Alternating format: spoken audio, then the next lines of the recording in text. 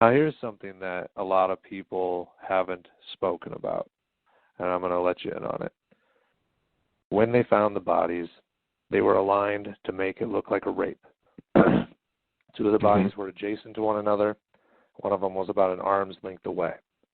When they found them, they identified each of the ladies not by their name. They couldn't even tell the women apart. That's how bad they were bludgeoned. But when the detectives came in, they labeled them as A, B, and C, and that's how they did that.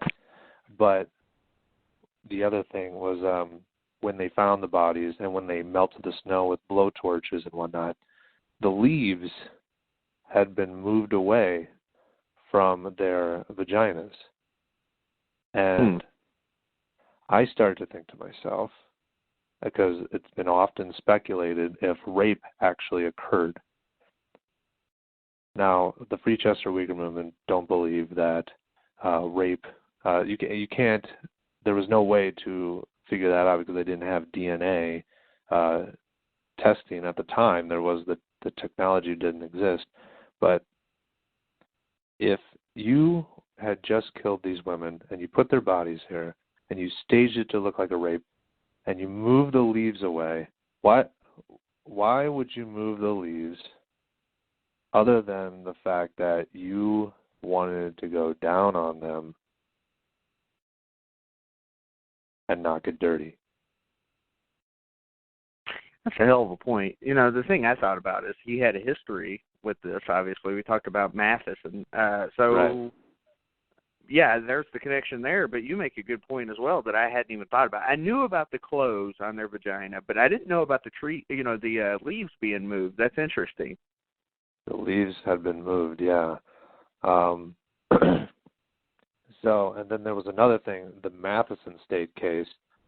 I believe they asked the girl who's, when they dismissed the couple, when they asked her, were his pants off, she didn't quite remember.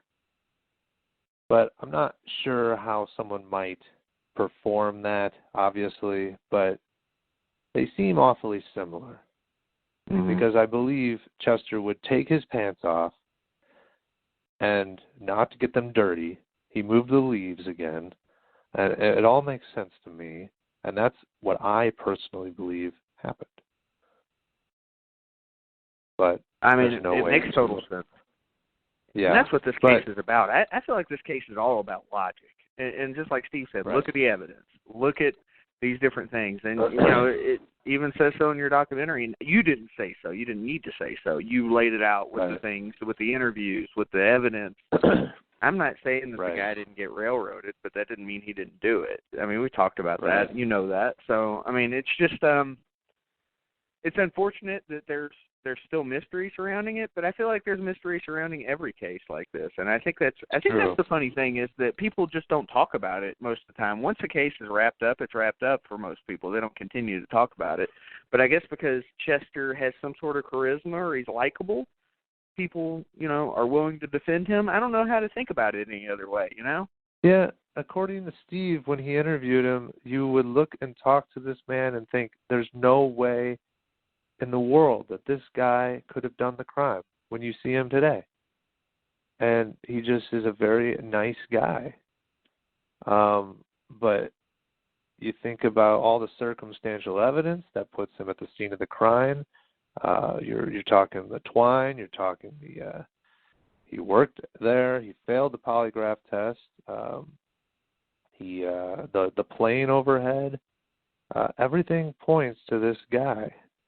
And Steve said the same exact thing on my interview here. But, it's hard to, find evidence that supports him.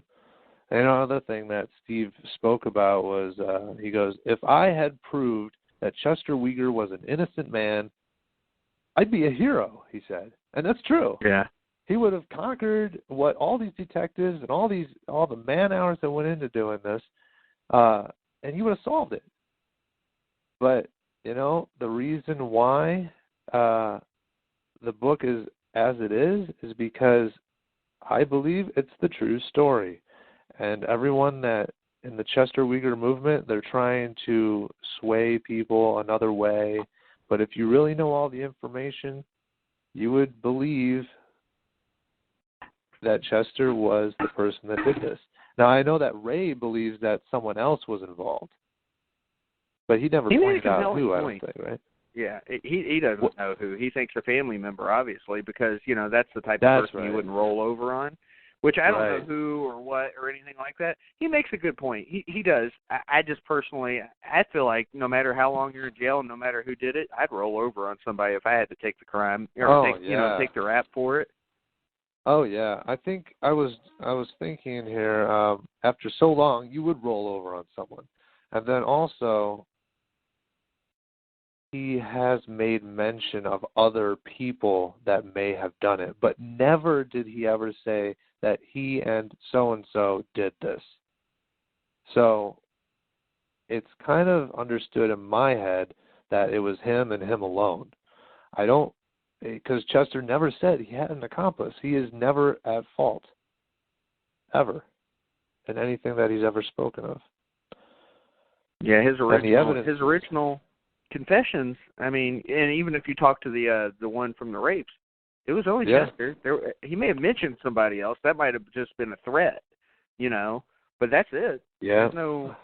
There's no compelling evidence beyond that, so I don't think he worked with anybody. He may have used that as a threat, just the same as saying I have a gun without showing it, Right, so, exactly. I don't know. Exactly. Well, I tell you what, it sounds like my babies are awake now, so that'll mean that I'll have to go upstairs and take care of that. But what I do want you to do is make sure that anything you're working on, I don't care whether it's, you're completing the documentary or anything else you want to plug, you get the time to do so. So feel free to, direct everybody. You'll be getting an email from me here shortly anyway with the link for a download and all that good stuff anyway. Okay, sounds good. I'll be sure to share that. Hopefully I didn't upset too many of the Chester Uyghur, Free Chester Uyghur movement people too much. But I already did that like 2 weeks ago, so it's all good. Yeah. Yeah, but how do I, the other thing is, how do I feel about him getting released? I feel like at the same time, as bad as the crime was and how long he's served, I don't believe that he should be given the opportunity to be released because he never gave the women an opportunity to leave at all. He trapped them much like people who came to Starved Rock and trapped animals. They would chase them down the canyon, and they would trap them just like he did, in my opinion. And I don't believe he should be paroled, and I feel like he should, finish out the rest of his days in prison. I'm glad that he was not electrocuted because I feel like that was a wrong way to go, and I'm glad that decision wasn't made. And that's another thing Steve spoke of, about how the reason why he wasn't electrocuted was because his two children were sitting in the rows behind him. And if you're a juror, why would you, sentence a man to death in front of his two babies, But that's another point. But yeah, he's the one that did this. He did it himself, and I believe he should stay there for the rest of his life. But I'm only 25 years old, and what am I to make those decisions, I came into this real late. You've done more research than most people, though. Think about it that way, you know what I mean? Yeah. So, you probably knew more than the jurors did. Truth be told, because they're only allowed so much anyway. Think about all the things that they're not allowed. Yeah. But it's just, something interesting. The votes keep, I think it was a couple of years ago, he was one vote shy of being paroled, and now it's back down to like half and half, but I eventually see him getting paroled eventually here. I just don't think he's going to be a danger to society much longer, but it all depends, I guess. But I think he's going up, what was it, the 21st or 23rd parole hearing? I can't remember. I lost track. There was just an article on it like 9 days ago. Not too long ago. It must be not far off. Yeah, that's probably why he hasn't responded to a letter I wrote him. But hey, Travis, I'll send you everything I have, and you guys can publish it to your site. So should be good. Definitely. And do you have any social media links that you want to share? Your YouTube channel, anything like that? You know what? Yeah, I'll pass that along. My website is hunterjamescox.com, and you can find me on Facebook, Instagram. Everything's the same, Hunter James Cox, spelled C-O-X. Yeah, so I'd love to hear. And if you guys have any information that you wish to pass along, can I give my phone number as well, or is that like you shouldn't do that on a podcast or anything like that? If you're comfortable with it, I'm comfortable with it. I've never gotten any crazies harassing me, so I don't think. Okay, yeah. I don't have an issue with it. If you have any information that you would like to include in terms of photos, documents, anything of that nature, I'd be happy to include this in this feature documentary that I am currently working on.